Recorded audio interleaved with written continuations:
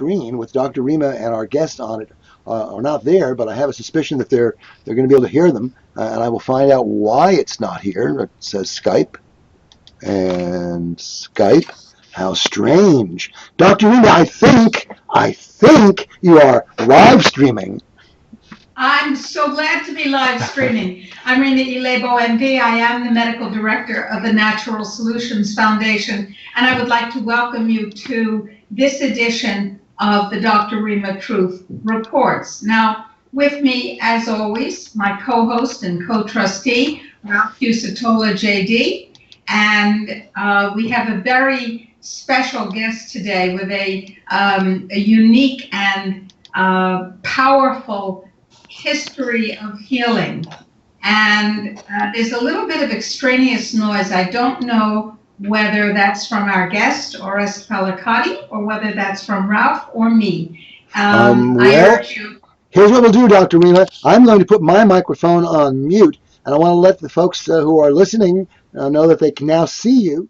You are indeed live streaming, and I'm going to be quiet until you need me. Excellent. Our principal website is Dr. Rima Truth Reports. That's lots of noise. Ouch, ouch. Crackling noise. Our principal website is Dr. Rima Truth Reports, Rima, truthreports.com. Now, I urge you, Ralph, to put some WD-40 in your chair. I urge you to go to Dr. Rima Truth Reports and enter your email there. Why?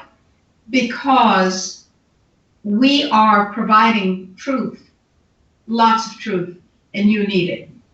Truth about vaccines, truth about geoengineering, truth about food, truth about political shenanigans, and we're providing options, action items that allow you to literally change public policy. We've done it numerous times when enough people stand up and say, "Don't you dare." Those are the most important words of an active and educated populace. Don't you dare. And when enough of us say it in a focused and meaningful way, they don't dare. That's their dirty little secret that they don't want us to know, that we in fact have all the power and they have only the trappings of power. Now, and they also have the printing presses to buy more appearance of the trapping of power. It's a very interesting time in history when we have the power and they have the propaganda, except we have the internet so we can get the truth out. Is there a package being opened, cellophane being crumpled near or paper near somebody's mic? Okay, good, because it's, well, maybe it's snack time at NSA.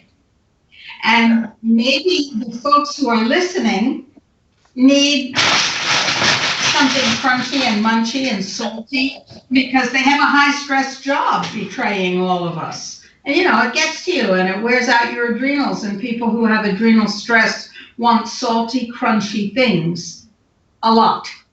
Of course, that has to do with obesity. That's true. That's because of the loss of minerals that people with high cortisol, high stress hormones experience. And so maybe that's NSA saying, this is making me nervous. I really don't want to hear all this truth because It's happened before. Orest, you should be aware of this. A couple of years ago, we held one of our war councils. General Burt, Dr. Rima, and I got together in the same place, in the same continent even, and brought together a whole bunch of great people, some wonderful presentations. And in the middle of it, we were in this hotel in a public room which had its own direct internet connection, and we had 2 wireless connections going, and we were live streaming. This was a little before the days when YouTube's live stream was so easy to use as it is today. But in the middle of it, we got a call from a friend and saying, "What's going on there? There's this terrible hacking the cough right next to your microphone." Get that person with the hacking cough away from the microphone. Right. And of course, there was no person there with the hacking cough. And we're obviously being given a signal from somebody with a hacking cough. Maybe we're being hacked. And then at the same moment, just within moments of that, all three internet connections went down, even though they were three different companies. And so, that sort of stuff happens. It's just proof. And what were we talking about? We were talking about vaccines Mm-hmm. and informed consent. Yeah. Yeah. So, it is very important that you get the information. Now, one of the things that a free society allows, endorses, supports, and reinforces is the free flow of information. We work very hard at the Natural Solutions Foundation to bring you information. In fact, if you go to our page, drrimatruthreports.com, and click on the donate function there, you will be able to donate. And if you donate more than $15, your donate page will take you to a thank you page with a download link for 2 ebooks that General Byrd and I have written, 2 very important ebooks. And what was I doing just before this radio show? I was working with General Byrd on another ebook that'll be ready shortly on drugs, aggression, and the military. And cops. A very, very important ebook. So the flow of information is tremendous, and solutions to health problems, social problems, political problems are what we're all about. After all, Solutions is our middle name at the Natural Solutions Foundation. One of the things that we do each week is we do a health freedom roundup. Would you like to? Now, that's not glyphosate. That's a healthy freedom. All right, my microphone is back. My microphone is back on. Would you like on. to do that for us? For certain. Microphone back on. Squeaky chair and all. Although it's not too bad now. All right. The big news is that the California lawsuit is going forward. This is the lawsuit against SB 277, the draconian law signed last year by Governor Jerry Brownshirt. He used to be called Governor Moonbeam in his first incarnation as governor of California. In this incarnation, the velvet gloves have come off and the iron fist is there, and he now proudly wears the moniker of Governor Brownshirt. Anyway, he signed that law. The law says, hey, it doesn't matter what rights you have under the state constitution to a free public education, kids. And it doesn't matter what internationally observed right to informed consent you and your parents have, kids. You can't get an education unless you've been fully vaccinated, kids. And so that's what this dear and compassionate Governor Brownshirt has imposed upon the parents of California. Sophie's choice. Which child is going to be sacrificed to Moloch? Which one will be maimed for life and which one will not? No, I'm sorry, Ralph. It's not Sophie's choice. They're all going to be sacrificed to Moloch. Oh, my God. I guess. Anyway. It's not like parents saying, I'll let the girl go, but I'll save the boy. All of the children are supposed to be vaccinated willy-nilly, and so are the child care providers, and so is everybody else, a la the 2004 No Child Left Alone law that George Bush signed, in which the vaccination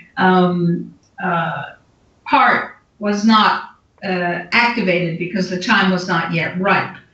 But tell us about the... So the lawsuit was filed finally, literally the same day that the new law became effective. This litigation was filed in federal court in California.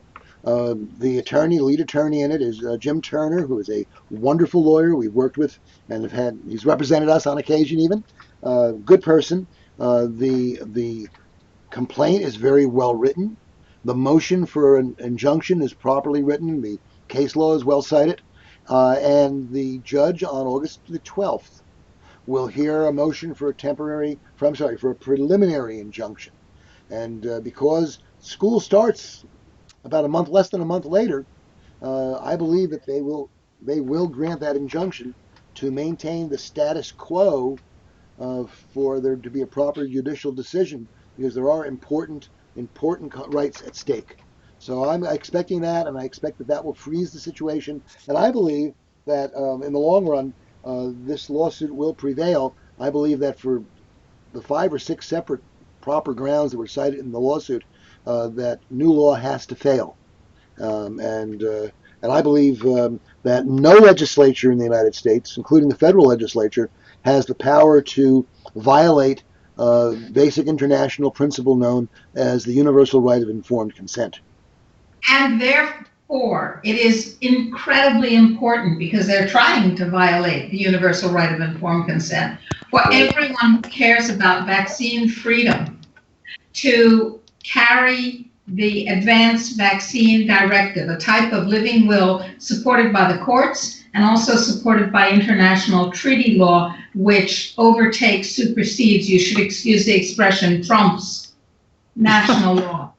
And that's available at drrimatruthreports.com/advance vaccine directive. Go there, read it, whether you live in California or whether you live in another country, you have the right, or whether you live on another planet, if your planet has signed the Geneva Convention, you have the right to exempt yourself and those you sign for, which would be your children very often, from compulsory vaccination, from vaccine mandates. It's very important. I was just about to ask Orest to join us when his camera went to a blank screen. Yes, he stepped away. He just stepped away. Orest, here he steps back. He's stepping back. Excellent. Now, our guest, Orest Pellicati, is a doctor of Oriental Chinese medicine. He is a delightful gentleman. I met him at your house, Ralph. And if I remember, Orest, you and I sat next to each other at a large table full of people, and we had what, at least to me, was a fascinating conversation. I do hope you found it the same. It was delightful. And I found your worldview and your clinical experience delightful. So I'm particularly happy to have you with us today. Thank you for joining us. Sure. Can you hear me now? I can hear you perfectly. How about you, Ralph? We have a great sound. Yeah, very good. Indeed. Excellent. Well, it's a pleasure to be here. You have rather a provocative series of topics that you've just covered, and certainly I think we share a fair amount of similar views on many things, although I tend to be a little more circumspect in how much I say publicly, out of basic paranoia and self-preservation. But since you've got me here, I guess I'll just join the party. So.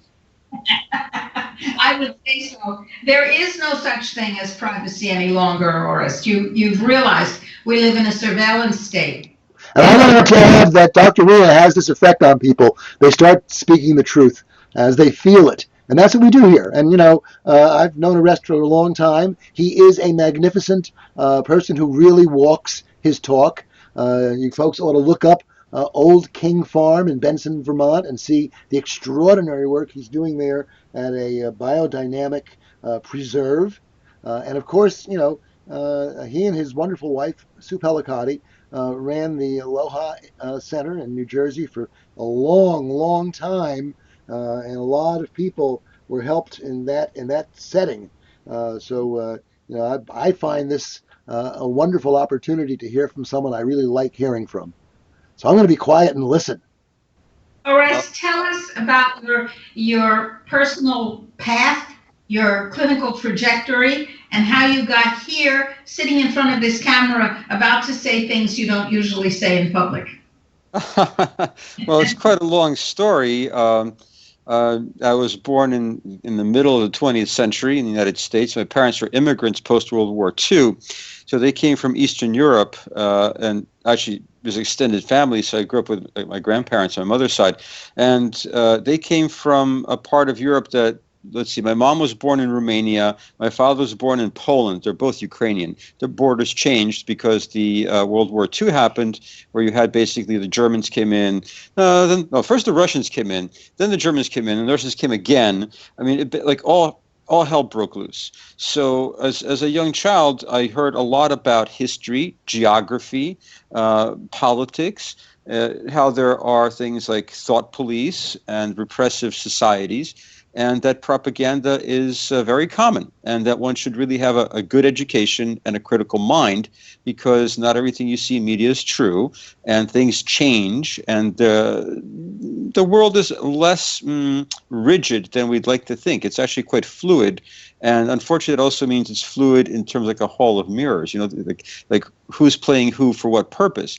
As a young person, I studied history as a hobby. I like to read. I used to read the Encyclopedia Britannica for kicks, because there's like a lot of data. So believe me, when I found the internet, I was one happy camper, because there's so much access to info. So from that kind of perspective, you don't just buy what you hear on the news. You kind of think, well, what does that actually mean? I was very fortunate in high school to have a wonderful class where instead of just learning English, we actually read 4 different newspapers. And we got the same story every day from 4 different angles. Now, this is mainstream media, which we know is already a little bit skewed or limited, at least in this country. And but even there would be completely the Wall Street Journal, New York Times, different spin on the same story. So you have to kind of go, this is kind of like Chinese language. Like you take one poem in Chinese, you get 16 translations in English.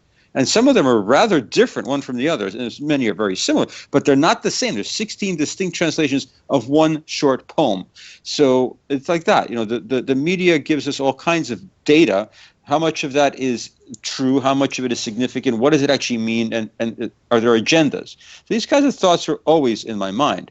You tell me things like, oh, well, the so-and-so may not be telling the full truth in front of let's say, a inquiry by a Congress, like big surprise. They're politicians. What do they normally do? Right? They normally skew the truth on a good day and lie most of the other time. So they're very cynical. What can I tell you? And the more I study things, especially once we get into things like healthcare, oh my gosh. The United States has a really sordid history for 100 years since the Flexner Report of just completely burying certain therapies, burying vital information, and just pushing the party line, which happens to, of course, be big money, big pharma, big oil. Gee, I wonder if they're related. Yeah. So. Let me just interrupt that thought by reinforcing it. In the book that General Byrd and I are working on right now, that I mentioned earlier, I came across the interesting statistic that the Pentagon is spending more money on psychiatric drugs than it is on missiles, bombers, helicopters, and munitions combined, thus reinforcing what I've said many times, which is that the pharmaceutical industry is the most powerful economic force on the planet, including the combined or overtaking the combined power of war and oil economically. Well, they're not separate. I mean, clearly, if you follow the money, you're looking at the same thing. So they're just different faces of the same power structure. And that's the world where we live in. So I don't get particularly bent out of shape. I don't think we're going to change it dramatically, but I think we can change it for some people some of the time. It's certainly worth trying. And, the more we educate, the more people have knowledge that they can make informed choices. So that's kind of my view. It's a rather fatalistic view. I think statistically, we're a very, very small little pinprick, but you never know. Sometimes balloons deflate from the smallest little acupuncture needle. So, so this is, we're on the same page with this. I mean, obviously, my training was not in standard medicine. I studied Western botanical therapies, a member of the American Herbalist Guild from way back. I studied acupuncture in the early 80s when it was just first becoming something one could actually begin to study in this country. And of course, acupuncture is just one little therapeutic facet of a diamond of Oriental medicine, right? It's a gem with many, many facets. So herbal medicine, obviously, things like Qigong, Feng Shui, various meditative techniques. So all this fits into the holistic paradigm of Oriental medicine, which I find a great deal of value and practicality in. My personal passion, of course, would be Tibetan medicine, which is Buddhist Ayurveda. But back in the 70s and 80s, there was no opportunity to really study that formally. I mean, I would go to visit Lama doctors, and they would be translated for by Westerners. And hear kind of each doctor would come in, and they would start at square one. You'd hear the same beginning of the traditional Tibetan medical training 15 times from 15 different people, because it all would start at square one. So now, thankfully, there's a school of Tibetan medicine in the United States, in Massachusetts, and I think they've got their third graduating class now. So it is starting. So that perspective is, I think, a very compatible one with my worldview, which, of course, is the Buddha's Dharma, which says that everything is transitory. We see things through our own filters. So you don't just sort of buy what you perceive. You kind of have to sit with it, meditate on it, see if it's of any usefulness. And if it helps yourself and others, you apply it. I mean, there's a very pragmatic view to spirituality, which I tend to subscribe to. So that's kind of my background. I have a strong interest in Tibetan medicine, but I practice primarily Oriental medicine. Now, being in the West in the 20th century, now the 21st, most of my patients are not Orientals. I'm not Oriental. We're dealing with a very different world than 500 years ago, 1,000 years ago in a fishing village in Japan or at the imperial court of China in the Tang Dynasty. These are very different circumstances. So I've had to study other modalities. I've learned a lot of naturopathic therapeutics. I've had to learn allopathy by default for two reasons. One is that when we do Chinese medicine, which is ancient medicine, we feel the pulse on the radial artery, we look at the eyes, we look at the tongue, we listen, we smell, we touch, we have all these different sensorial feedback from the patient to understand what's going on. Unfortunately, the system did not have mercury amalgams, so-called silver fillings.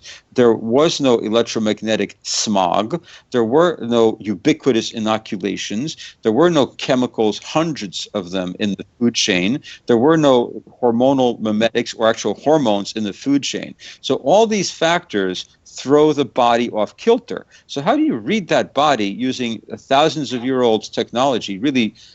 Really, I think Chinese medicine comes from shamanism, quite frankly. It's just become very sophisticated over 100 generations of literate medicine. But it's basically shamanic. So you see, you hear, you listen, you use your intuition, right? And now we've got all these intervening factors, not the least of which is over-medication by pharmaceuticals. So when I'm feeling a pulse, am I feeling the patient's true pulse, or am I feeling the effects of their 5 or 6 or 7 different meds that they're being prescribed, right? So it gets very complex, right? So I've had to really kind of look at what are the toxicology, what are the side effects of these drugs to be able to understand how to even read a body properly. It's very challenging because I can't tell people to take a drug legally, nor can I tell them to stop, but I certainly could encourage them. Yeah, so it's a little bit like that. But anyways, yeah, so then of course, if we're dealing with energy medicine, which acupuncture is, and even herbal medicine from a Chinese perspective is really energy medicine at some level.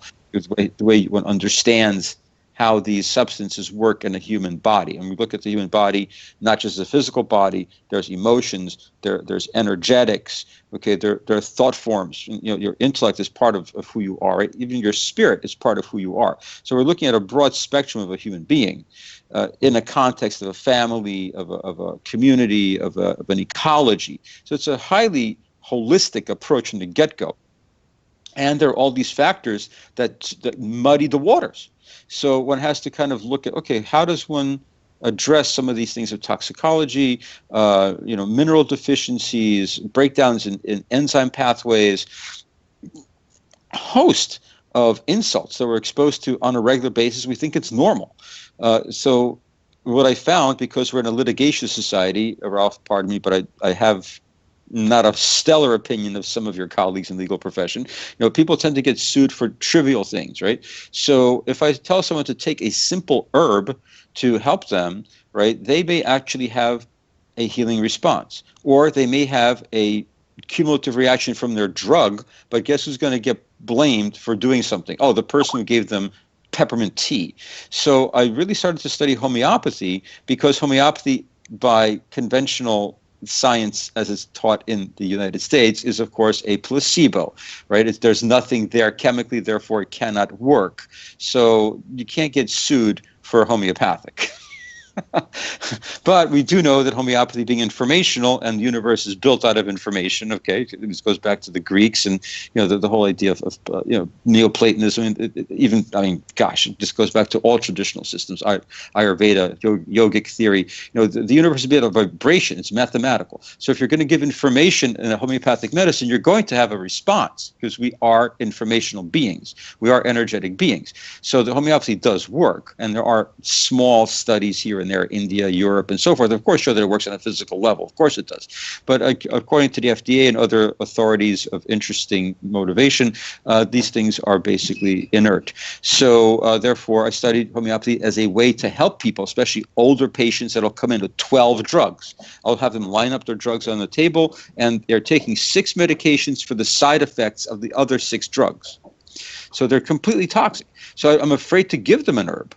So what do? I would give them homeopathic and hope that they have enough vitality left in their body that actually would do something to drain some toxicity out, or rebuild an enzyme pathway, or replace some minerals at a micro level, and so forth. So I've done a fair amount of what's called complex homeopathy, sort of by default, because of where I live and the time and place I find myself. I think it's very important to do basic damage control and regenerate the body just enough to get to square one, to where we can talk about things like Qigong and Tai Chi and Chinese herbs and diet and living your life according to the seasons, or structuring your activities of the day according to the 24-hour cycle of yin and yang energy.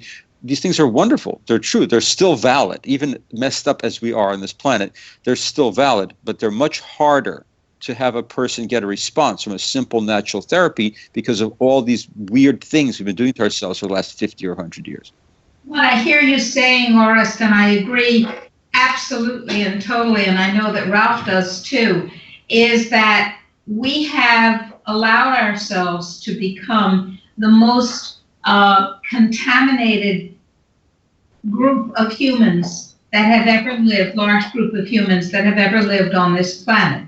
That we have allowed ourselves to become contaminated with metals, with chemicals, with frequency contamination, electromagnetic frequencies, and with a genetic level of contamination through genetic modification and epigenetic damage that really is unparalleled in human history. And if we don't get it straightened out, there won't be a whole lot more human history. You didn't say that, but I'm throwing that in. You're absolutely correct. I'm going to return to this whole notion of history in a moment for several reasons, because that's a fascinating topic for me. Since I mentioned as a child, I used to read history just as a hobby.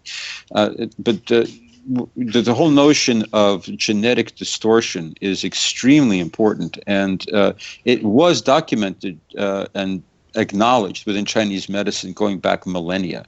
We talk about damaging the Jing essence, which we would think of as probably genetic material at this point. The integrity of the organism as it's transmitted from generation to generation, that is called Jing essence. It's considered kind of an energetic component, but it's a fairly physical dimension as well. So, but the thing about, and this was such a bummer if you study Oriental medicine or Chinese medicine in particular, is that the Jing degrades. So lifestyle, sex, drugs, rock and roll, inappropriate lifestyle choices, addictive behaviors, things that are excessive, that are unbalanced, will injure the Jing. And it's very difficult to repair and regenerate the Jing. So it's kind of almost inevitable that humanity is going to degrade anyway. just Well, because the fact there's wear and tear from life, so and we know this, the telomeres break down over time as we get older. There's all these factors that have been sort of tracked, but what you're saying is totally accelerated right now, because now we're having such a heavy assault on our gene essence. And I have coined the term for this of genome disruption syndrome, or GDS. And if people want to find out more about this in detail and to decide if that is why they have the issues going on that they do, and to find out some things that they can do about it, I would strongly suggest that you go to a website with a free book. It's gds-therapy.com, gds-therapy.com, because we can use Oriental medicine, we can use detoxification, we can use micro and macro nutrition, we can use herbs, we can use a whole range of strategies, but we will be more efficient if we know what we're dealing with. And that's why I coined the term, and I also wrote the book and made it available as a free ebook, gds-therapy.com. That's outstanding. I'm going to definitely have to track that down. That sounds wonderful. Be quite a resource for my patients. Thank you for making that available. Pleasure. Yeah. Go ahead. What I'd like to mention is that we also have some free education available to people. Self-Care Global TV. Self-Care Global TV. It's a YouTube channel, and we believe that it's important to have some fun. So we're dealing with these heavy topics, but it's very, very important to keep the spirit activated. And one of the ways that we do that is by giving people simple tips that they can employ in their lives for their betterment. And we try to deliver it in a way that's lighthearted, a couple minutes, 2-3 minute little videos that folks can start to do certain things to apply in their lives right away. And it's just a simple way that we try to kind of give back and to encourage people to have a self-empowerment. I think empowerment is very, very important. What happens when we go down the rabbit hole and look at what's out there, especially if you go into quote-unquote conspiracy theories. Many of them are not, unfortunately. But in point of fact, looking at the dark side of things can be kind of a drag, So it's very important to kind of lift your spirit and not get overwhelmed or depressed by this. So one of the things that we do is we try to encourage people to do very simple self-care techniques that give them a sense, okay, I can do at least something today that doesn't require going to see a health provider, doesn't require getting a drug, it doesn't require me paying money for something. I can do things for myself easily, so simple stuff, drinking water, breathing properly. Simple things like this go a long way to changing mood and enhancing the body's capacity to do its work properly. So we like to encourage people to do these things in a kind of an upbeat and fun way. So Self-Care Global TV is one of the things that we provide for people to have a simple resource. So, like that. I was on mute, so the first syllable of my deathless wisdom was lost. What I was saying was that that's outstanding. And that, for those of us who have information, who have resources, who have wisdom, to make it available, the simple, the easy, the accessible, it's very, very important. And that's why the Natural Solutions Foundation, and obviously you, Orest, take time to give people things that we believe will be helpful to them in a multitude of circumstances, and to give freely. You say give back. You use that lovely phrase. There's giving back, but there's also just plain giving, because we are all part of the same family, and we need to support each. Well, I don't know if the globalists who want us dead really need my tips. They're not for you, globalists. They're not for you. Don't use them. Yeah. And that brings us to another one of your websites, which I have up on the screen. Heal and Renew. I mean, that is a great phrase. Healandrenew.com. Want to tell us a little bit about that source of information?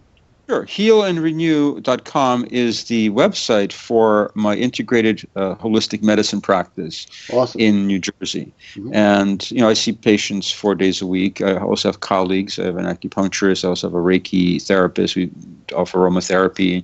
There are a number of different techniques besides my own practice that we offer to people who really are looking for optimal health solutions. They're looking for life options.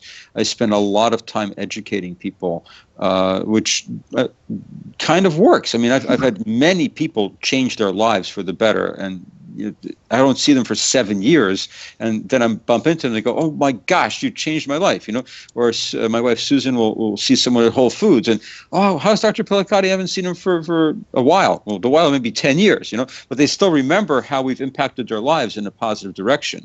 So it's very fulfilling to do this type of work, and unfortunately, I think people are so conditioned to the quick fix that a lot of times when I try to give them a bigger perspective and some idea of what we're trying to achieve, they don't have the patience, they don't have the mental ability to even sit and focus on what I'm trying to show them as a gestalt, because I don't believe in just giving people, well, here's a remedy, here's a treatment plan, come in 10 times and we'll do it.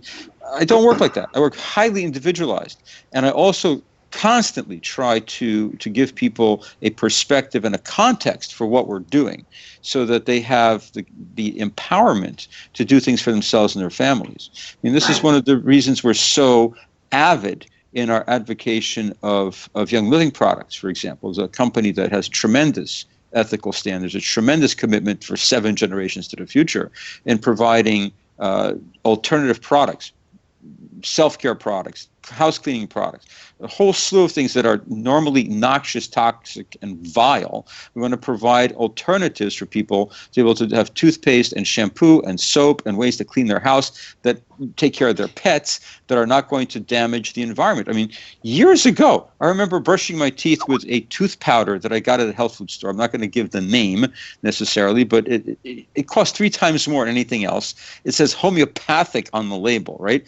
And I was listening to at that point, a cassette tape of Dr. Gary Young speaking about sodium lauryl sulfate, which is in every single cleaning compound in America, and at this point probably around the world, because it's so dirt cheap, and it's an engine degreaser. It's a known toxin, a carcinogen, right? But it got grandfathered in, and it's cheap, and it cleans oily stuff. So it's in shampoos and soaps. It's all over the place. Horrific, right? I heard how in 1996 that compound was already found in Greenland salmon. Now, that's a long time ago, and it's already in the ocean for that long, showing up in the food chain. And I'm going, that's terrible.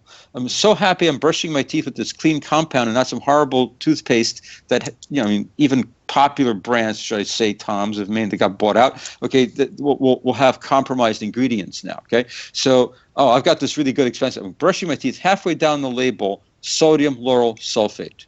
So I can't, in good conscience, spit it out of my mouth because it's going to go into the water and wind up in the Greenland salmon in the ocean.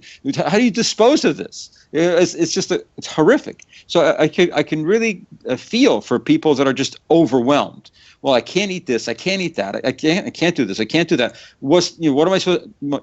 They feel powerless. They feel overwhelmed.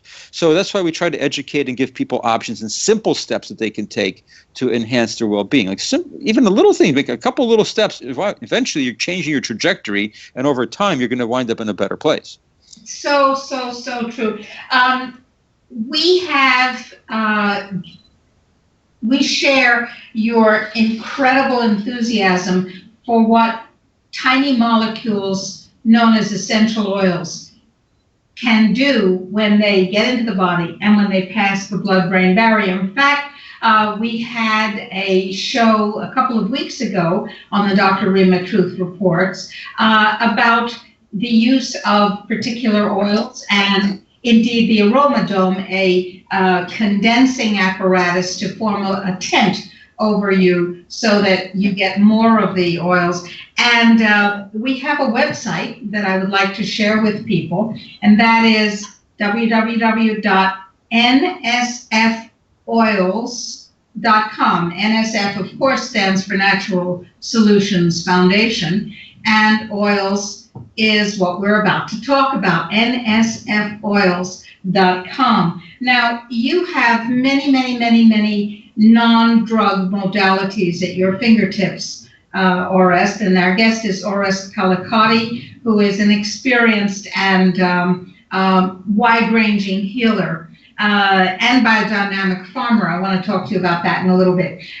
You have many healing modalities at your fingertips, and one of the ones that I know that you choose enthusiastically and frequently is essential oils. I wonder if we can talk about some of the reasons that you would choose essential oils for people who come to you with problems or established diagnoses. With your license, you're not permitted to make a diagnosis, God forbid. Depends on the state. Depends on the state.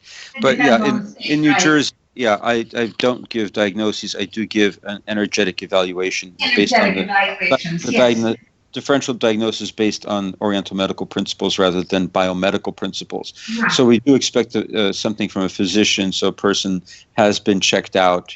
We have some kind of a label from the dominant medical model as to what's going on with them, and then I assess them further and get the nuances in the background and the bigger picture.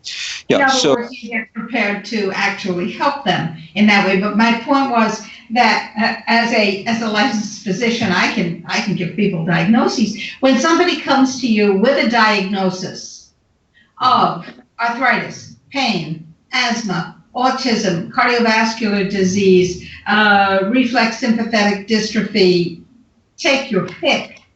You have many modalities, and yet you often choose to use essential oils or to use essential oils in combination with something else. And I wonder if you would talk to us from your vantage point of many years of clinical experience about what the essential oils give you and the patient, or maybe they're clients in New Jersey. Are they patients or clients in New Jersey? They're definitely patients, yeah. Okay, all right. Yeah, but right. So, I mean, you yourself mentioned that essential oils are very small molecules. So there's a big differentiation between when people hear the term oil. Of course, they think of they think of a large greasy molecule like Crisco or olive oil or something of this sort, which is a very different structure. That is a long chain. Right, a very long chain of molecules, rather than the six-sided little carbon ring that we basically have in as the foundation for the very small volatile aromatics, called essential because they quickly evaporate. Yeah, so these are aromatic agents, and therefore they have a very easy availability to the human body. The tissues can work with it, can be absorbed easily through skin contact, through ingestion, through breathing, and so forth, and they will be utilized very quickly. And also, they don't create a residue. So one of the problems, or one of the challenges with, let's say, herbal medicine, of course there are many, but I must say that with the internet in the last 15 years, the quality of Western herbs in the marketplace has definitely increased. 30 years ago, 20 years ago, it was atrocious, the kind of garbage that people would get when they would go on into a health food store, or, try to buy something in a pharmacy, got to buy an herb in an American pharmacy. These things have definitely improved as people have gotten more educated. So we absolutely can be utilizing herbal medicines, but they have to metabolize, they have to be digested. So you're basically eating a fairly large assortment of materials, fiber, example, minerals, and sometimes you want those. And so there's a place for herbal medicine, absolutely is. But if you're trying to get a fairly quick and easy effect on the human body, essential oils are pretty remarkable in that way, because they are not oils as we think of them. So people say, well, water and oil don't mix. Well, here, for example, is Boswellia sacra. Boswellia sacra is called sacred frankincense. So this is a resin, right, from the plant and from Oman and so forth. But as an oil, it's a liquid. Amazing, incredible aroma, amazing. We'll talk about that in a moment. But you can put a few drops into water, and guess what? You can drink it. I must tell everyone who's watching this, do not do this with commercial essential oils. Commercial essential oils in the United States are regulated, if you want to use that word. It's a joke. They're so-called regulated by perfumery standards, which means you could have 95% of anything, 5% of some quality of oil, essential oil, probably not a particularly good one, and call it 100% on the label. If you read the fine print, it will say quite clearly not for internal use. Even the ones that clearly are for internal use, like peppermint and lavender and so forth. If you look at the label, if you go to Whole Foods or anywhere, you look at these essential oils, you will see that they say not for internal use. Why? Because there's a legal department that knows these things are not therapeutic grade. They're not medical quality, and therefore have some degree of risk, sometimes a gigantic degree of risk, because now that so many people are looking for natural solutions. So many people are becoming aware of things like essential oils for self-care and pet care and child care, right? It's become a big moneymaker. So there are all kinds of companies out there pushing so-called aromatherapy products, which are not therapeutic, and they're really not even aromatics as the label would have you believe. I mean, for example, adulteration is very common. It's almost impossible to find the essential oil of birch. There might be a couple of little hippie mom and pop, boutique distillers somewhere in the backwoods that are actually making an essential oil of birch. But everything else in the marketplace is synthetic. Doesn't matter if the label says natural or Orest, can I ask you one quick question in this regard? One of the things we learned from one of our guests recently was that essential oils, because of their small size, are able to pass through the blood-brain barrier. Are you telling us if you're using cheap commercial essential oils, you're basically going to be bringing those toxins directly into your brain? Well, not only to your brain, you're going to get them throughout your tissues. Of course, your liver is going to get massively hit with that. But the problem is that it goes to other tissues. It goes to nerve tissue. Of course it does. I mean, what is a common aromatic volatile molecule? How about gasoline? As a child, I remember washing my hands in gasoline after working on an engine. Okay. So, I mean, I have patients that have done that a lot in their lives, and they have eczemas and horrible, liver conditions and all kinds of things going on neurologically, and you trace it back to petrochemical exposure. Those are volatile little molecules. Where do they go? Into your body. Where do they wind up? Potentially anywhere. They're going to create damage all along their little path through your tissues. So, or sometimes a large path, like many tissues would get hit before this stuff is deactivated and excreted.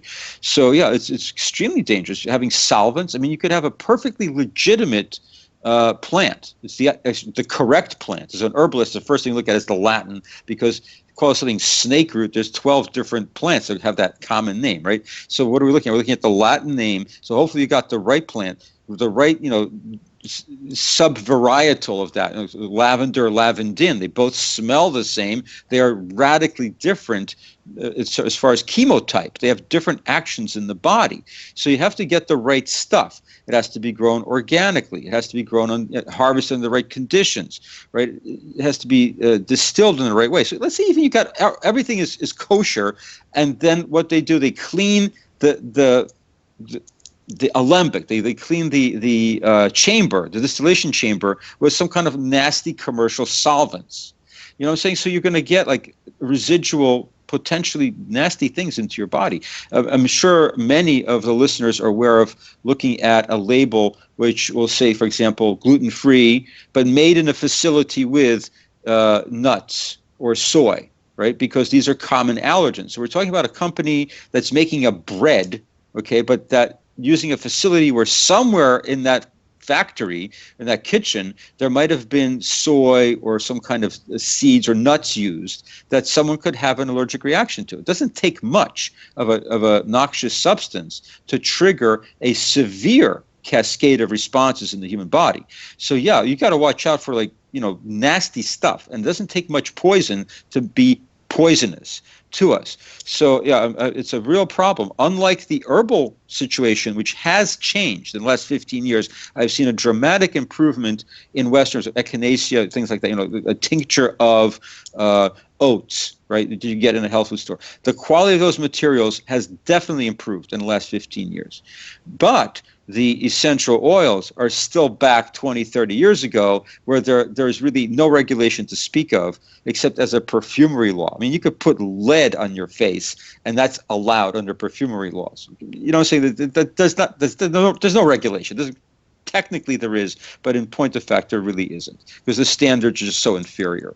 So yeah, you have to be really, really careful if you're going to use something on a regular basis. Now, the reason that I'm such a big fan of essential oils as a support for wellness is not only that they are very efficacious, which they are in many ways, and we can go into a long discussion about what they do, but the point is that they've been used medicinally for thousands of years and have been more precious, some of them, than gold by weight for a reason, right? They are very, very useful.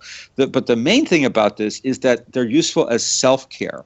So instead of me prescribing an herb or an oil, for example, peppermint tea, right? So everybody knows, or everybody at this point should know, that peppermint is actually a medicinal. It's not just a nice flavor, it actually has some nice effects on the human body, not the least of which is it's cooling. So in Chinese medicine or Ayurveda and so forth, we think of things as hot or cold and so forth. Yeah, so a nice cooling beverage in the summer or in the tropical heat would be something with peppermint. So however, it's also medicinal another way. Peppermint is a carminative. It settles a nervous tummy. It reduces flatulence. It does these other interesting things in the body. But for it to be medically useful, right? For example, if you have a bacterial, can I use medical diagnoses? I think I can speak freely on this medium, right? Okay, if you have a strep throat, okay, how are you going to knock that as long as you're not talking about a specific person, but rather your clinical experience. It's very theoretical, very general, right? If you have an infection in the throat, a severe one, okay, you can use peppermint as a medicinal. That is hot, red, and swollen. You want to put a cold, this is heteropathic medicine, right? You put the opposite, right? This is not homeopathy. This is just the way Western medicine works, but without using noxious toxins. You would take a substance that's cooling for a hot condition, which would be a sore throat. So peppermint would be an ideal thing to use. You don't want to use a commercial peppermint tea that was sprayed. You don't want to be using a commercial essential oil that is probably contaminated with God knows what. So let's say you're using a legitimate essential oil, right? That one drop of an oil, let's say from Young Living, so Young Living essential oil, right, little bottle like this, one drop would be equal to about 24 to 28 cups of tea, peppermint tea. That's dozens of cups of tea. That's a therapeutic dose. That will actually work. Taking 1 cup of peppermint tea for an infection, forget about it. It's a placebo. So I've had people, before I use essential oils, take peppermint by the ounce, 20 tea bags to make 1 cup of tea. It's viscous. It's not a tea. It's like a soup, and it's almost oily. But guess what? That dose actually does something, right? So rather than go through the trouble of using bags and boxes of teas and try to cook it up, and God knows the quality may not be that good anyway, they're not all perfect yet, they're getting better. Let's just go with a highly concentrated version, which would be 1 drop of peppermint tea, just a drop of essential oil into water, drink it, done. You've got your dose, right? So very powerful. But the same point, peppermint, what does it do? It has compounds which break down petrochemical microfilm. Now, what is one of the big problems with the overdosing of SSRIs? What is one of the big problems of the just universal drugging of our population is that these substances, even though sometimes they have an effect on a symptom, they do work, quote unquote, they work, right? That's why they're still prescribed, but they have a tremendous price tag. So what does one do to minimize having had a history of drugs, whether you're eating commercial meat in a restaurant or you're having ice cream that's not organic? You're getting any of 70 different antibiotic residues. You're getting bovine growth hormone. I mean, who the hell knows what's in there? It's a tremendous array of weird stuff that doesn't belong in the human body. So we've had exposure to that. Even if you have a really clean lifestyle now, you were younger, and I'm sure you ate candy bars. Okay, so you have some exposure to nastiness no matter what. So one of the ways that creates a problem for us, and for me personally, because I consider myself a person on a spiritual path, I do think that we're more than just a blob of protoplasm bouncing around randomly. Okay, I do think that it's important for us to have our faculties about ourselves, and I do value intellect very highly. So what happens when you have microfilm, little molecules of gloppy, nasty synthetic chemicals on your axons, affecting your synapses? What's happening to your brain when it has all that sludge in it? You become a politician? Yes, there is a niche for people that are brain dead. That is true. But outside of that limited niche, what else are you going to do? Well, you go out and you get a gun and you start shooting cops, or you whatever. You do some insane thing. Why? Because your brain is not working. It's chemically altered. So one of the ways to push back against this onslaught of chemical gunk is to use simple detoxifying methodologies. So sweat lodges, most people don't relate to very well, okay? But saunas, maybe they will, right? So you can do those types of things. You can do hydrotherapies, all kinds of things you can start to do to push back. But you also have to think of this. You can drink all the water you want. It's not going to break down a oil-based chemical. There's a molecule that is not water soluble. It has to be hydrophilic to be able to be flushed by drinking water. So what are you going to do about the oil-based, the petroleum-based molecules? You have to use things like essential oils. For example, lemon. The essential oil of lemon is phenomenal for removing ink stains. You ever have ink stains on your hand from a pen that ran, or if you're using epoxy to fix something, you get this paint on your hand. How do you get it off? Well, a drop or two of essential oil of lemon will take that stuff right, breaks it right up. It's amazing. So you can't even use those essential oils in a styrofoam cup, which I did one time when I was new to the oils, is I wanted to demonstrate how wonderful they are. I went to my friend who's an acupuncturist, of all people, should know better, had styrofoam cup of water. So I dropped a couple of drops, it was either peppermint or lemon, probably peppermint, into the water and had him drink it. And the problem was that the meniscus formed along the edge of the styrofoam and it became porous. So he's pouring the water and it's all pouring out this way because the styrofoam cup being dissolved in front of his eyes, right? So all of us, 100% of us in the first world, and probably at this point I think maybe the entire world, but certainly 25 years ago they did random studies. Our tax dollars actually went to something useful once in a while by accident. There was a toxicology study done on fat samples from adult humans, and they found styrene in 100%. 100% of the fat samples. This is like 25, 30 years ago. And that study, Orest, included Eskimos. Oh, it living did? Traditional lifestyle. Yes. Well, yeah, but they go to get McDonald's takeout. No. These were traditional people. Blubber eaters. Around the world, yeah. Blubber eaters. Oh, my God. Backing up to the mind deadness that you've been talking about, in your clinical experience, have you come across any indication that the use of fluoride has had an impact on people's mental status? I can't Mental and emotional and moral status. Indeed. I can't speak to that directly. Unfortunately, I don't have the finances to run serious scientific studies on patient populations. I mean, can you imagine if I had access to a fraction of what conventional medicine has as far as toys?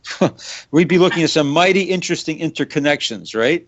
But unfortunately, I don't have that. I have my hands and my eyes. That's why I say clinical experience, because clinical experience has a great value.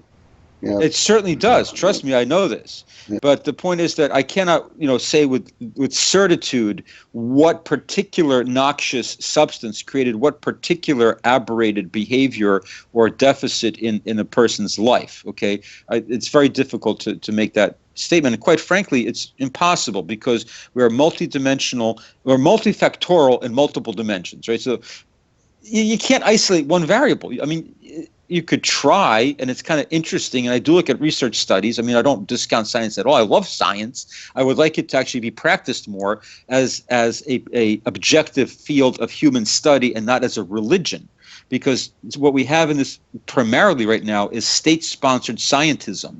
where You know, people are you are being singing given our song. you're being given massive amounts of grant money to further reinforce a dogma. If that was not the case, homeopathy would be studied in every single major medical center in this country. But it's not. Why? Because a priori, well, it's impossible. Well, it's only impossible if Right. you're I want to interject something here that I think you are going to love. So forgive me in advance for interrupting a very, very important I'd love to hear what you have discussion. to say. Everyone listening to this needs to write this down or type it on your device. www.endgenomicidecongress.com. ENDGENOMICIDE Congress.com. Which I have, Dr. Rima, just put on the screen in front of everyone's face. Good man. All right. Good man. Endosidecongress.com. Genomicidecongress.com. We are being betrayed and killed accidentally and mostly not accidentally by science, which has become political science, which has become economic science, which has become religious science, as you say, scientism, state-sponsored, pharmaceutical-sponsored, globalist-sponsored science has become so corrupted, and the medical journals that are supposed to, and scientific journals that are supposed to watchdog it for us are equally so corrupted that there is almost no real science available. And without real science, we are prey to deadly dogmas like vaccines. Well, we have a study showing that vaccines do this or don't do that. Well, we have distorted the science, as William Thompson has shown us. And not just Dr. Thompson, and not just Dr. Thompson. Not just he. The heads of two of the most prestigious scientific journals in the world have, after their retirement in the past several years, written articles about how their journals and all journals are distorted by the big pharma money. Yeah. And who would care about that if science didn't have an impact on what's done to us? And it does have an impact on what's done to us. It is the justification, the invalid justification of public policy and medical practice and treatment that is both killing us and designed to kill us. So that's what genomicide means, the assault upon and the destruction of the human genome. So I was asked to convene a special symposium in India, Mysore, India, from December 19th to December 23rd, which is in the context of a larger Congress, the 40th Congress of the Indian Academy of Social Sciences. Wow. This is a big deal. And I said yes on two conditions. One, I get to choose the topic.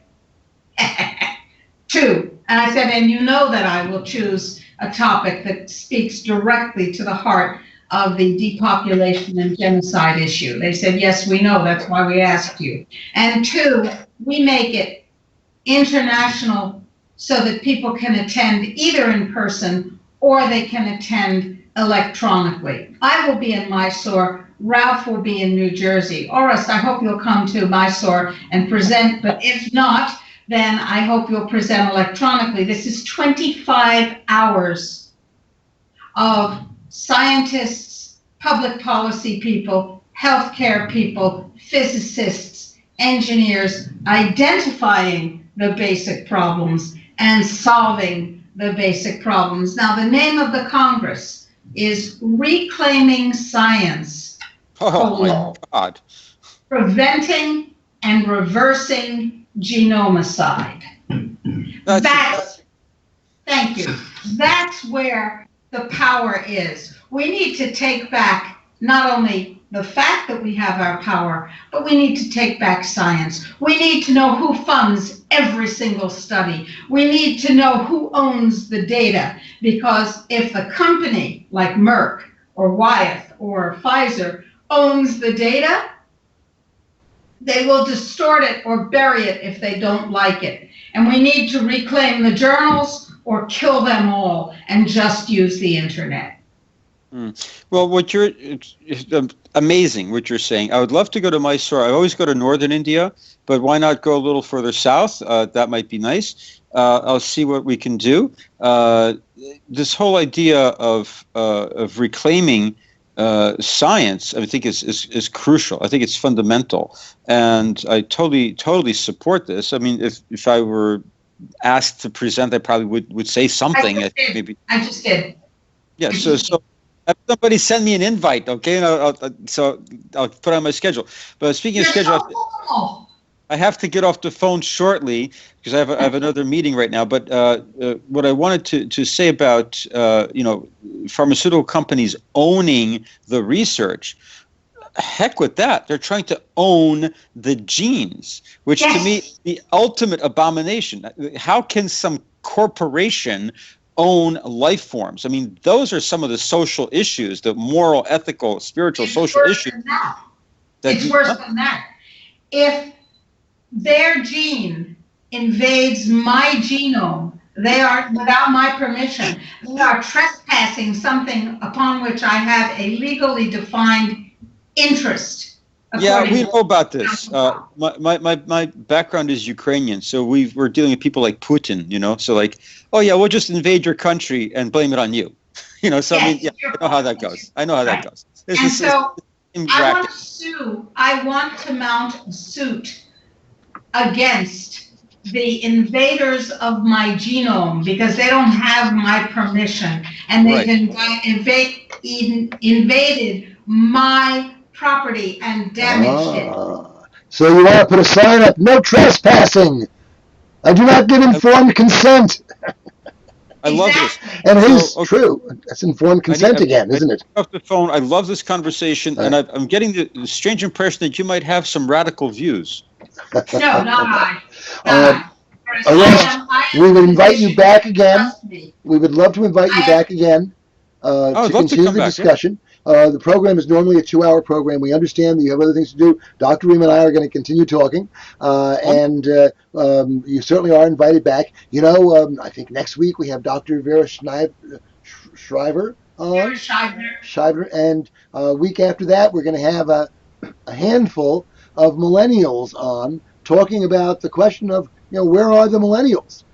So folks, when you go to Dr. Rima Truth Reports, click on the blog. The most recent blog is asking that question, where are the millennials? Excellent question. Thank you for your excellent work. Okay, namaste. All the best. Namaste, and it's been a pleasure, Orest. Off air, I would like to talk to you about biodynamic farming in Chile. There's a very interesting development that you might find fascinating. Great. I'm looking forward to it. Let's do it. Okay, take care. Thank you. All right. Well, folks. Well, that was great fun. And now we have the the thumb pad of Dr. Right. I'm going to remove him. The magic of magic. There we go. And click on you. And now, Dr. Rima, you are now the full screen of this live stream. I apologize, folks, for my squeaky office chair. I had 2 separate microphones turned off. And I do not understand there's a third microphone. And that third microphone is maybe the NSA's own. I was just going to say, maybe what's happening is we're getting a feedback loop from the listeners. And listen, I want to talk to you, listeners. If you have kids, if you have brothers and sisters and friends who have kids, don't vaccinate them. Get an advanced vaccine directive card, sign it on their behalf, get one for yourself. These are infertility and life-shortening, disease-causing political tools, these vaccines. And since 2011, every company in the United States which is authorized and licensed to deploy any vaccine has had a contract with the Department of Defense of the United States government to insert nanochips into the vaccines. So, you listeners out there, you NSA people, you Department of Homeland Security people, I know you're misguided, and I know you don't believe that when the tyranny takes complete control, you, as betrayers of the public trust, will be the first to be eliminated. That's how every tyranny does it. That's how Stalin did it. That's how Mao did it. That's how it's always done. And you have to understand that, but at least give your children a chance to survive unimpaired, unimpeded, without mercury, without aluminum, without foreign protein injected directly into their bodies, bypassing their immune protections. So don't vaccinate. I mean, you may be listening to us and we may be getting feedback from you, but you don't have to be stupid as well as dishonest and disloyal. Now, Exactly, Dr. Rima. Let's continue that for one more moment. I've got on the screen the link to the page for our advanced vaccine directives. Of course, just go to drrimatruthreports.com. It's right there on the main page. The important point to note is that if you do not assert your right to informed consent, it will be deemed waived. I hate to play lawyer for a moment, but folks out there need to understand what their legal rights are. And the universal right to informed consent is a significant right protected in international and national law. Not just not just 1,000 or 2,000 years of medical tradition, where doctors, since the time of Hippocrates, have sworn not to abuse their patients by engaging in medical interventions without consent. But as recently as 1914, there's a major U.S. Case in which a famous judge, eventually Justice Cardozo, held that it was assault and battery, malpractice, actionable in tort, as they say, for a medical doctor to engage in a intervention without informed consent. And as recently as 2013, 100 years later, the Supreme Court of the United States said, in the case of Missouri versus McNeely, that, they said we have never wavered from our position that you have an interest, a privacy interest, in preventing an agent of the government from sticking a needle in your arm. I mean, quite openly. That was a case about putting a needle in to take out blood, but putting a needle in to add something would, it seems to me, be even a more egregious attack on privacy. And so the Supreme Court said he did not consent. He had used the First Amendment right to express his refusal to consent, and therefore the authorities had no right to pierce his skin. The skin is a barrier, a legal barrier. It is the last line of defense of your body against aggression. And so these are important rights that judges and appeals courts take seriously. We shall see. That we will. I am not an attorney, but I have learned from my friend Counsel Ralph the following that you need to know too. Vaccine companies are free of any liability for the damage that their products cause. They are, unlike their drug company counterparts who are not vaccine manufacturers. If Vioxx kills you, your family has the right to sue the manufacturers of Vioxx, for example. But if the vaccine kills you, you don't have, your family does not have that right. You can go to the Vaccine Injury Compensation Program, which is a travesty. Nonetheless, it's paid out over $3 billion, or you can just lick your wounds and try to forget what's happened. However, the doctor, nurse, EMT, pharmacist, policeman, soldier, whomever, who administers that vaccine against your lawfully and properly expressed desires, when you have asserted your right to informed consent and you have said no, that person or the institution that they work for, or both, is personally liable for assault, for battery, for other harm, for probably the taking away of your civil rights as well. So there are criminal and there are civil penalties for violating that informed consent right.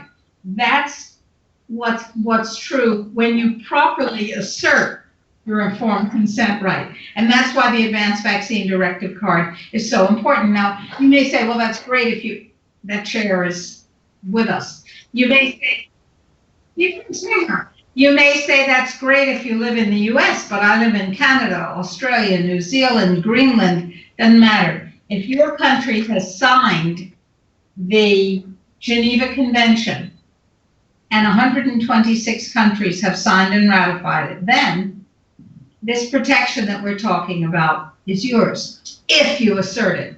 If you don't assert it, you have no such protection because it is deemed to have been waived.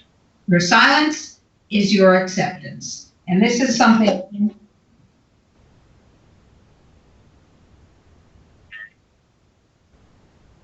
Right. So carrying the Advanced Vaccine Directive card properly signed and dated, and we tell you specifically exactly how to use it with your employer, with your child's school, in the hospital, in the healthcare system. We're very explicit, and there's an FAQ page, and we also send a sheet along with it, along with the card, that gives you explicit instructions on how to memorialize, as lawyers love to say, the fact that you have asserted your right to informed consent, to say no, no, no, and to say, as I said earlier, don't you dare. Now, I think that's a huge takeaway, but there are a couple of other takeaways that I'd like you to have. One is that one of the exciting things about a healer like Orest Pellicati, our guest in the earlier part of this show, is he understands that his job, like my job, is to put your health into your hands, not to keep it in our hands. And essential oils, which you can find, for instance, at the quality that Orest Pellicati was talking about, the highest quality. You can find it at nsfoils.com. nsfoils.com. Those things put your health in your hands, but there are two essential health components that you need to put your health into your hands and keep it there. One is what I am not allowed to call an antibiotic.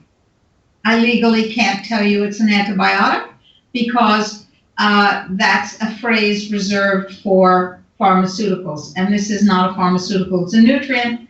And nutrients have a whole range of language that is forbidden to be used in their presence. You can't say prevent, cure, treat, mitigate, or diagnose in terms of what a nutrient does. And you can't say a nutrient's an antibiotic. So I'm not saying that. What I'm saying is that this supports your immune system so abundantly that antibiotics become irrelevant because infections become irrelevant. But it leaves the beneficial bacteria of your biome untouched. And it leaves your normal cells untouched. It's amazing. And that's nanosilver 10 parts per million. The FDA has issued various kinds of approvals for the use of nanosilver for this and that and the other thing because they have to. They don't like it, but they have to because the evidence is so strong. However, when you take the same thing and you make it a nutrient, you put it in your mouth, it's a different situation because they don't have any authority to approve or disapprove it. A lot of people think the FDA approves nutrients, but they don't. No, exactly. Yeah. Yep. So This is, and that's why the disclaimer says. And by on the way, bottom. even beyond that, their authority is really only over the claims being made. As long Right. as the ingredient was offered for sale to supplement the diet prior to 1994, the middle of 1994, it's grandfathered and it's presumed to be safe, and they have to go through a major procedure to stop it. And they've done that in a couple of cases. Ephedra, a certain form of one of the B vitamins, but by and large, they've left alone those ingredients which were in existence at the time of the passage of DSHEA. The problem is they've gone forward to define daily values, for example, of nutrients in conjunction with Codex Alimentarius, the World Food Code, which are all set just too low to be beneficial for health. Right, Dr. Rima? Except for fluoride. Oh, yes. The only one that's set high enough to have a major impact on the body is fluoride, the apathy drug. And that, of course, needless to say, is not a positive impact. No, not a positive impact. However, the other thing that puts your health in your hands in a massive way is cannabidiol, which your body ordinarily makes and ordinarily makes in sufficient quantity. But if you have inflammation, if you have various kinds of discomforts, I'm not allowed to say pain, I'm not saying pain. If you have various kinds of diseases whose names I am prohibited from using, you're not allowed to associate a nutrient with a disease like cancer or diabetes or asthma or Parkinson's or Alzheimer's. You're not allowed to do that. So I'm not doing that. But if I were allowed to do it, I would. And I would tell you that CBD is something that you absolutely need to supplement with, because if you have any of those long-term chronic conditions, or even short-term discomfort, let's say from a fall or athletics or whatever, then your body isn't making or using enough of the CBD, which of course comes from hemp. It's the non-psychoactive part of hemp.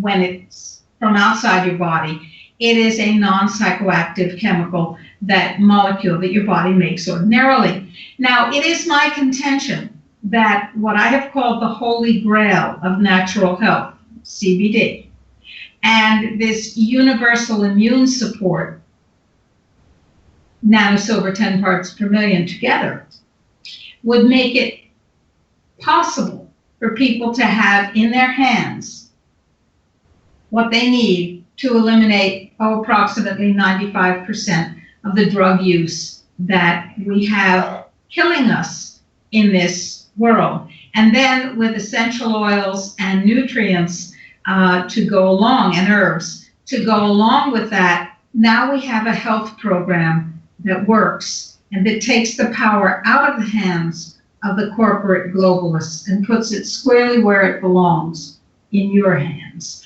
That's pretty powerful. Where do you get these good things? Because I have scoured the world for the very best of the products that you need for your health, starting with CBD and with nanosilver. Where do you get that? You go to nsfmarketplace.com.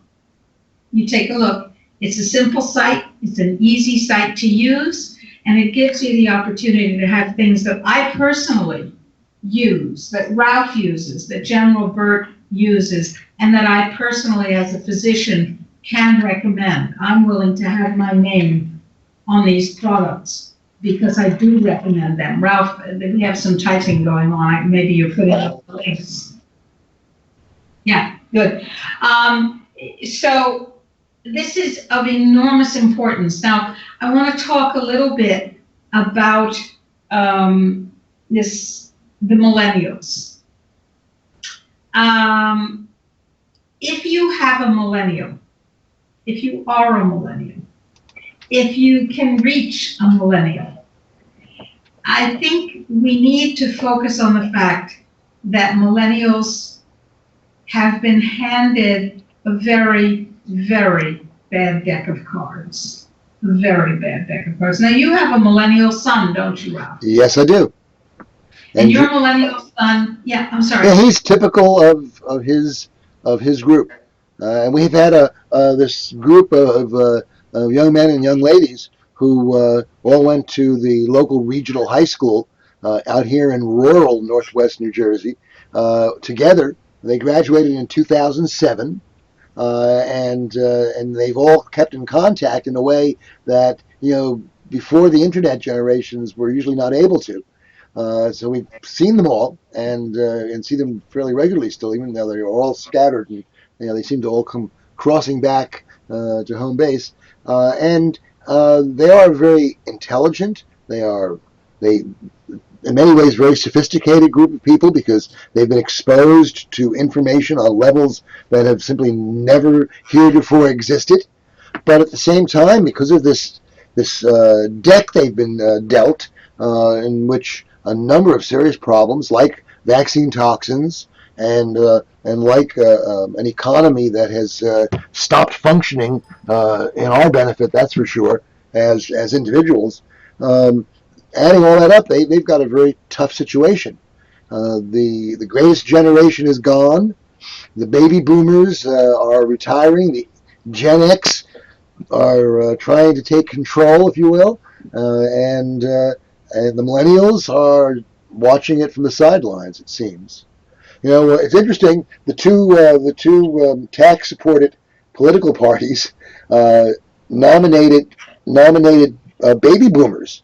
The President Obama is really the first Gen Xer to be president.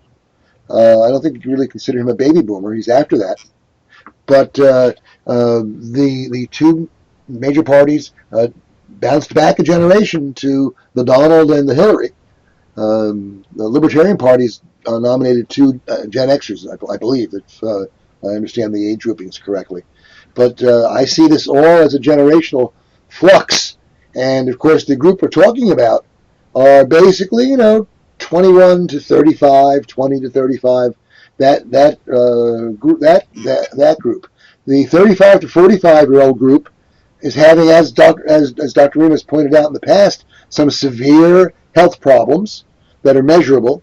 And the 45 to 55-year-old cohort is the group that General Byrd has written about several times over the past year in his article, White Men Dying in America, and his other article, Not Only White Men Are Dying in America, last November and this past February.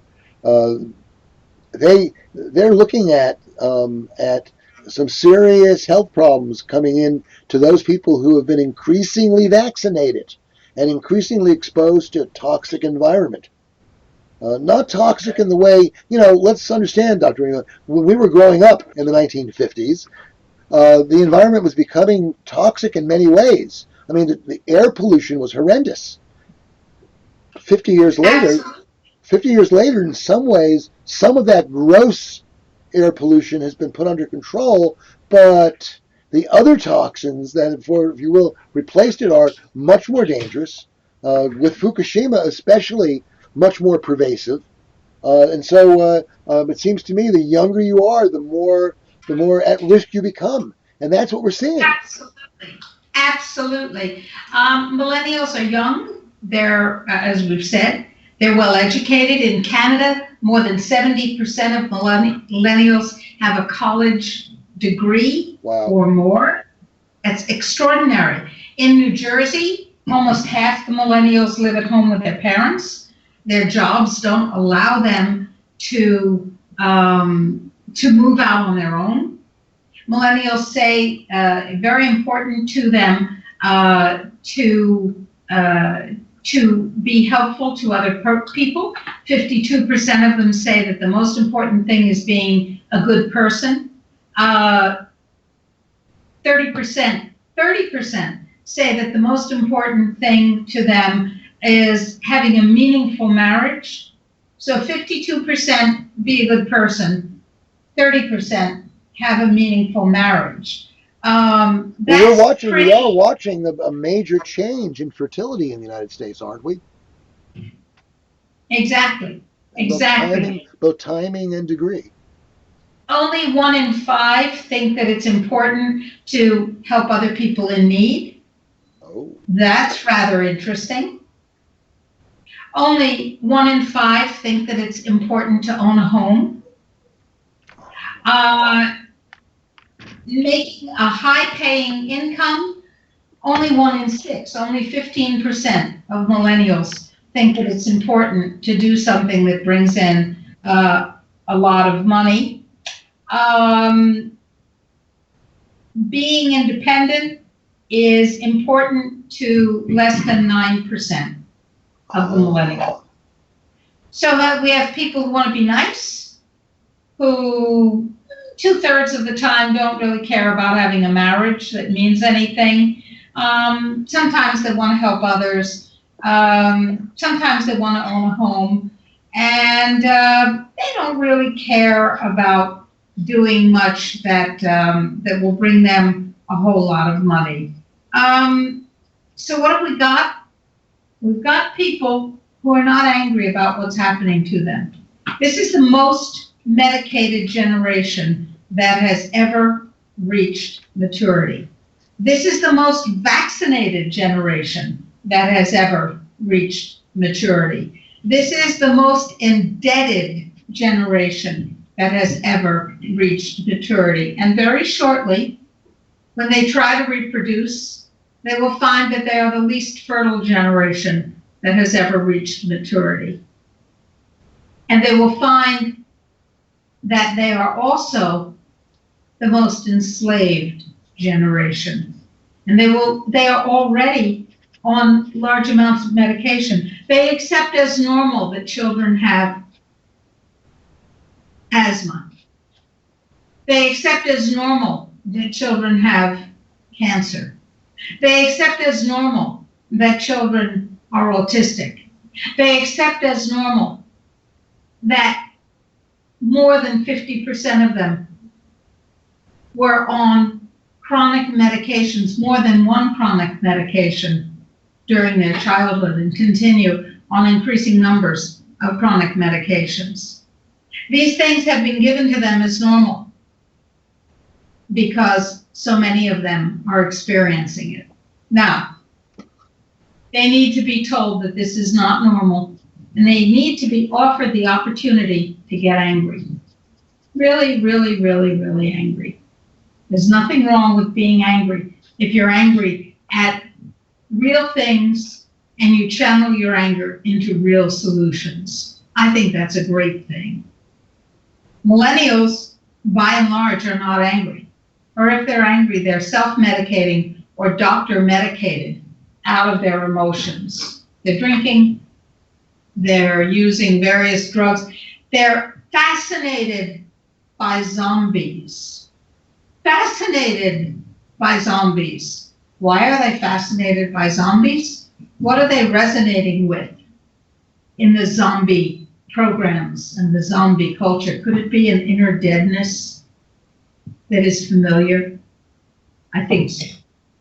And so I'm very worried about the millennials. Ralph is very worried about the millennials, and General Burt is worried about the millennials. Therefore, we're going to be reaching out to millennials, the seemingly least reachable group of people in our culture. But that's what we do. That's exactly right.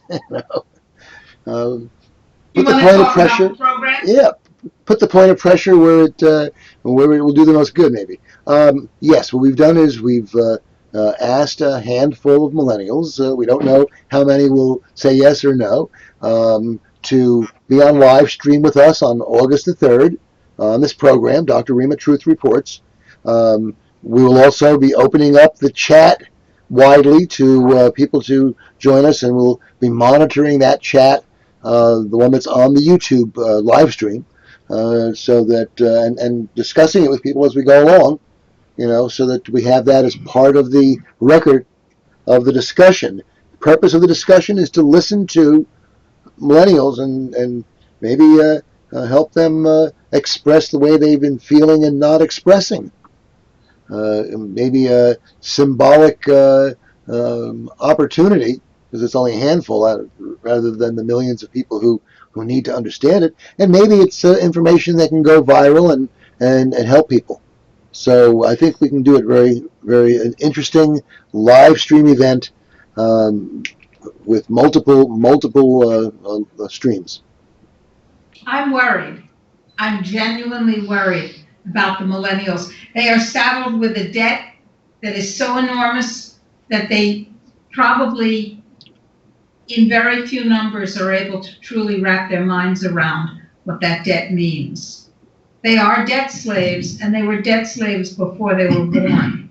And they've been raised to not think critically because they might criticize the system. They've been raised to think of themselves as good people, and good people in the way they've been raised with Common Core curriculum and so on. Good people take orders, and good people sublimate their own feelings in video games and in Pokemon Go and in synthetic activities that don't build them, but that do occupy them. Well, don't you think that in Brave New World there would be Pokemon Go? You know, I suggest that absolutely everybody in the sound of my voice go online and type in the following words: Brave New World free. And you will have a slew of websites to which you can go and read the entire book, published in 1932 by Aldous Huxley, free. You don't have to spend any money for it. And I suggest you read it from the perspective of what you know and what you fear and what you hold dear and what you believe in. I suggest you read it from those perspectives. And I suggest you read it carefully because we are there. We are there. And I don't want to be there. And you know, I don't want the millennials and the generation following them to have no notion that there's anywhere else to be. You know, General Byrd has been telling us about the tipping point having been reached. And the millennials are really on the other side of the tipping point. They're the first generation that's going to really, well, of course, the 45 to 55-year-olds are the first generation to not expect to live longer than their parents in 150 years or so. But these folks, the millennials, are, how shall I put it? They're skating on the downslope. That's what's happening. And we think that the slope has not yet become so steep that no one can climb back up it. We think that that tipping point can be moved back, but not easily. And the millennials are part of the solution. Now, the generation born in 2000 and after will be the first generation statistically that can expect that it will be outlived. 50% of it will be outlived by its parents. According to that old conspiracy theory bunch of lunatics called the World Health Organization. So they've published this as part of their ideal. This must be part of the expected depopulation. You got to kill the kids off if you're going to get a good depop. Exactly. What this means, or make them infertile, or make them autistic, so they never have relationships to breed with and through. Give them vaccines, make them infertile. What this means in practical terms is very simple. If your child was born in the year 2000 or later, first of all, your child has a 50% chance of either having died from cancer by age 18 or having survived cancer by age 18. That means 1 child in 2 is likely to have developed cancer before their 18th birthday. Unheard of. A real change in the human genome. Exactly. And that's what we're really seeing here. These Yes. things can't have happened without a significant genetic change going on. It means the most robust phase of your immune system's life, childhood, is not robust enough to keep these children from getting cancer. Cancer is one disease. It is immune system failure expressed in a particular manner. It has many, many presentations. Breast cancer, brain cancer, thyroid cancer, they're all the same thing. They're immune system failure, so that immune surveillance of cancerous cells fails. Now, how did that happen? We've been talking about that. It also means that if you have a child born in the year 2000 or after, they will likely die from other causes. And those other causes can include the vaccines, they can include drugs, they can include allergic episodes from GMOs and from industrial food production with the chemicals like but not limited to Roundup. We're talking about a massive poisoning of our genome. Should we just lie down and give up and say, oh, well, it's too big for my head? I don't think so. I don't think that's what human beings do.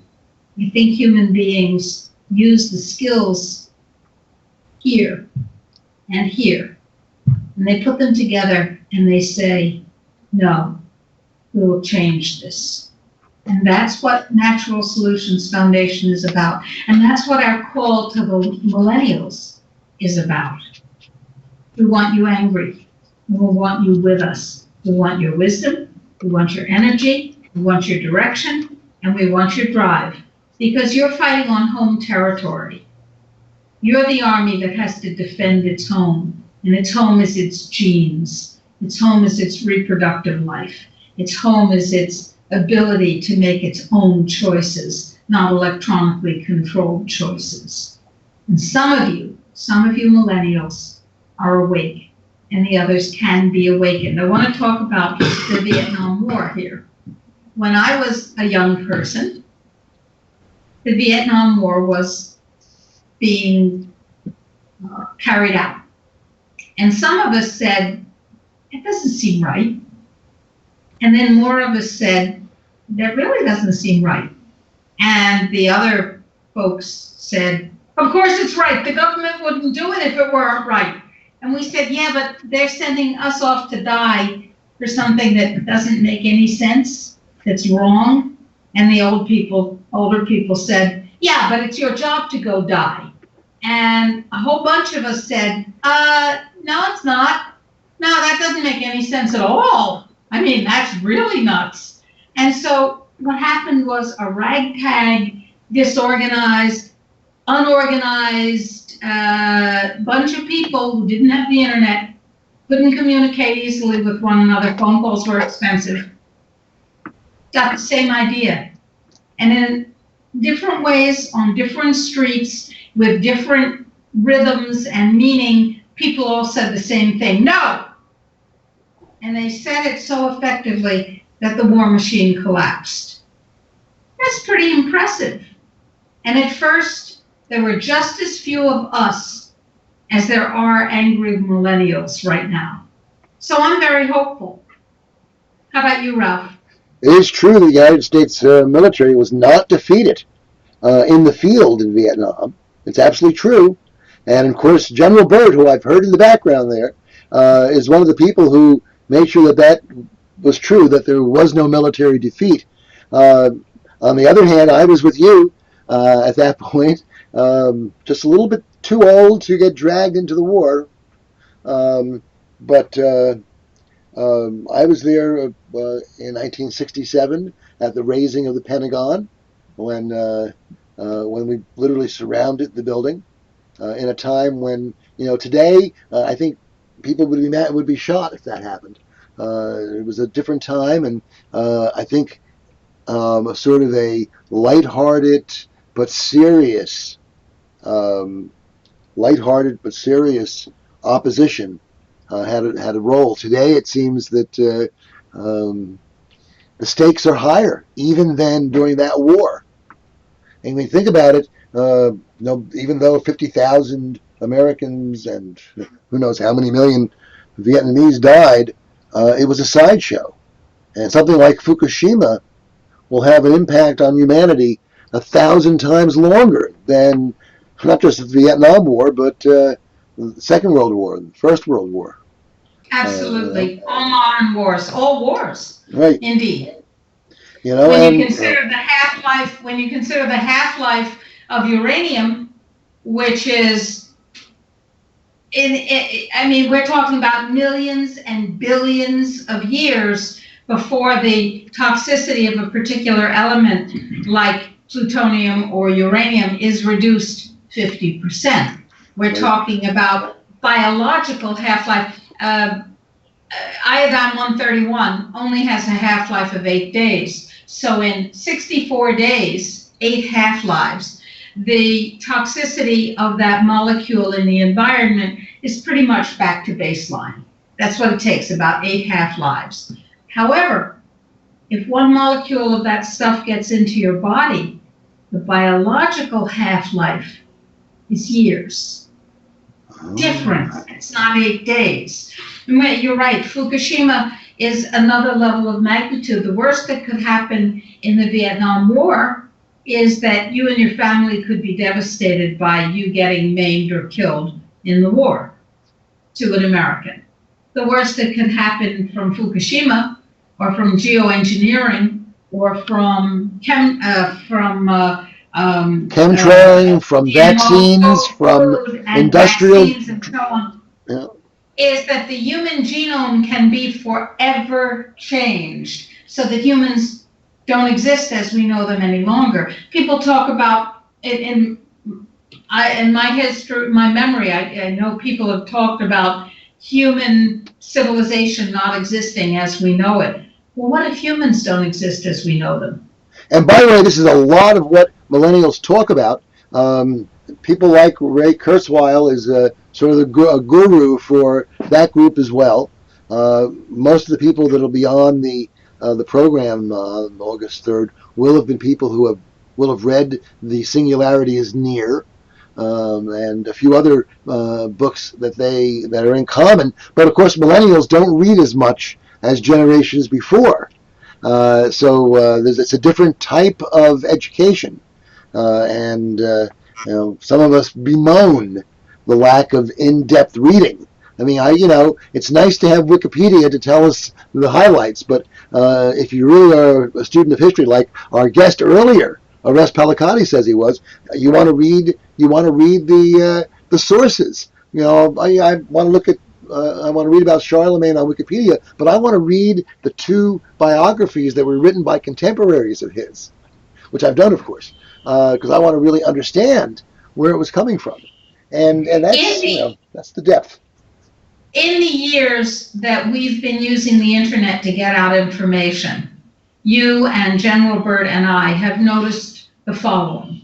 Initially, we could write an article of 5 or 10 or 12 pages, and people would read it.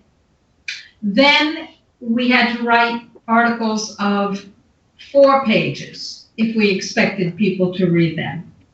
Then we had to write articles of 2 pages if we expected people to read it. Then we had to do videos if we expected people to pay attention to the whole of what we were saying. Then the videos had to be shorter. Then and more professional. And more slicker. And slicker. And then we had to create memes, a picture with a caption, and capture or infographics. A lot of pictures stuck together with some very simple graphics, and capture complexity there. And of course, if we don't capture complexity, then we get accused of not capturing complexity and of making things too simple. And we're down to 140 letters on Twitter. And Twitter, 140 characters. Right. To capture your meaning. And Hillary Clinton did that very, very well. in which she said, vaccines work, the science is settled. No, the sky is blue, vaccines work, the science is settled. I mean, there you go. In 140 characters, you have condensed idiocy. But right, the sky is not blue. It's chemtrailed into an ugly sort of gray. yes. The science is not settled. Science is never settled. And in fact, vaccines do not work. Well, they do work. They work to poison you. They work to create a downstream effect of a vast and insatiable pharmaceutical medical model. So they do work in that way. They don't work to prevent disease. Let's define our terms. But the point is that the millennials are a group that can read, but has been educated, and I use the term loosely, out of critical thinking. And therefore, what we need to do is offer to the millennials a set of listening ears so that we can help them and they can help us redevelop and hone those critical thinking skills and the sense of empowerment that comes with it. It's really heady. It's exciting. It's exhilarating when you think your way through something and you figure it out. It's incredibly exciting to reason your way through, to understand your way through deception or a problem, right? Agreed. Now, if you don't have critical thinking skills, and they were intentionally left out of the dominant curricula, if you don't have critical thinking skills, you can't do that. And that's one of the things that we need to talk about with the millennial representatives and then other millennials who'd like to communicate with us. How to gain that. Right, these are people who have been subjected to the Delphi technique, for example, very clearly. They're individuals who've gone through the school system when it had just basically changed over to being a PC indoctrination system. Through the No Child Left Behind and similar federal initiatives.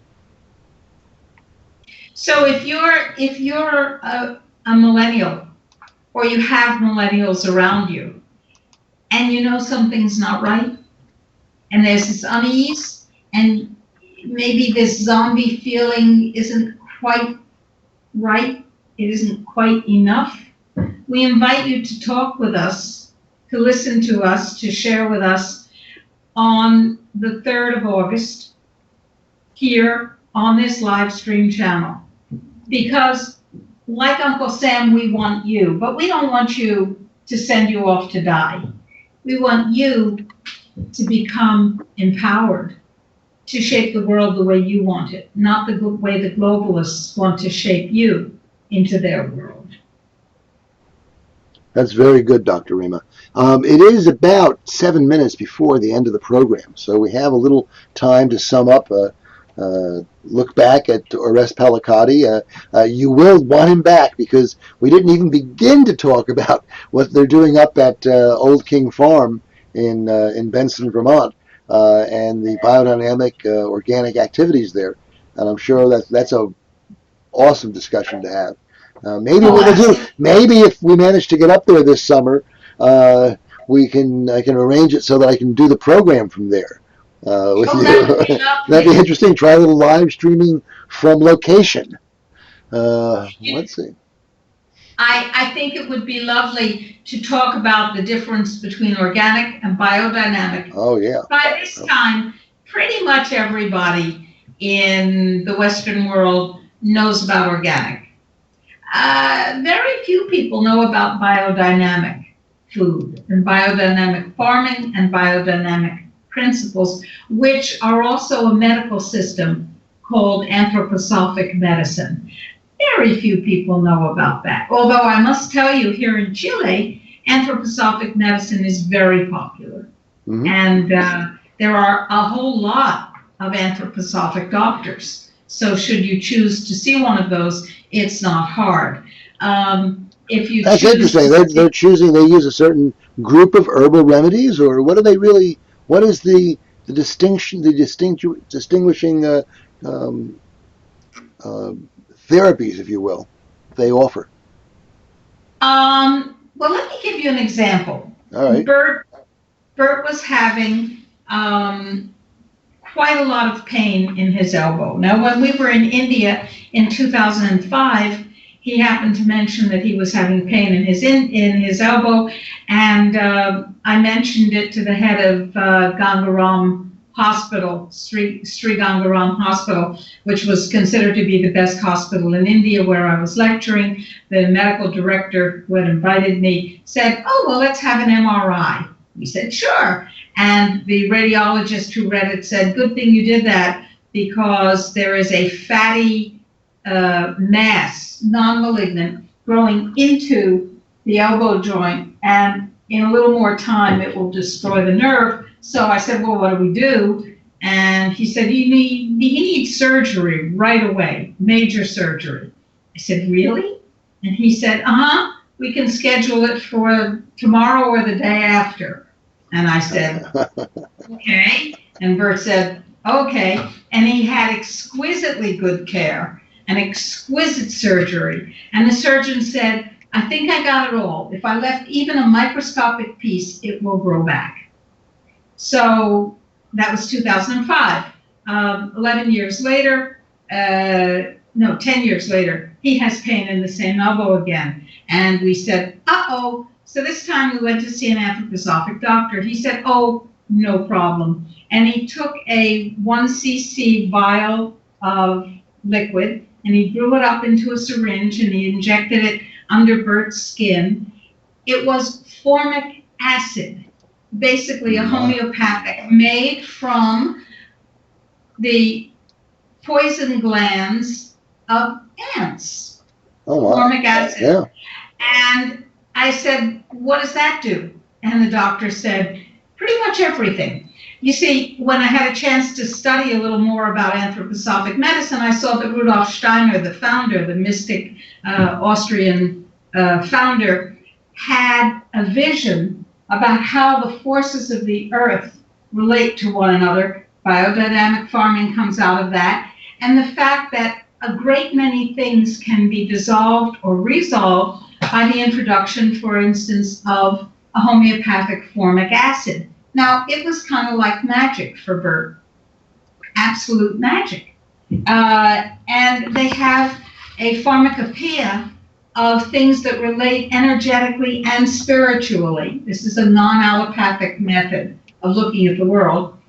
And it's quite a complex system, and it has a rhythm and a beauty all its own. Does it work for everything? No, I don't think it does. Does it work for some things? Magnificently. And it certainly produces amazing food that helps to detoxify the soil and your body. Fantastic, Dr. Rima. What a great way to end this very interesting program, to tantalize us all with what we're going to learn. And by the way, there will probably be presentations, certainly on Oriental medicine through Dr. Pellicati, and possibly on the Rudolf Steiner system as well at the event in India in December. So we want to get everyone excited. Biodynamic farming may be one of the global solutions. That's www.endgenomicidecongress.com. Be there with us electronically, be there with us in person. If you want to present, the call for papers is there, and the method for sending an abstract is there. Thank you. Ralph, thank you so much for being there and for making this happen. This was a delightful 2 hours. It certainly was. And Dr. Rima, I think we actually have about a minute left, and we don't want to leave our people without, unless my computer is on a different time schedule here. No, and you're correct. All right, nano silver, 10 parts per million, www.nsfmarketplace.com, CBDs, you'll find that there. Donate. We need your support. Donate. Indeed. Donate. That's what we got to say. Thank you, folks. And we're going to stop our live stream now.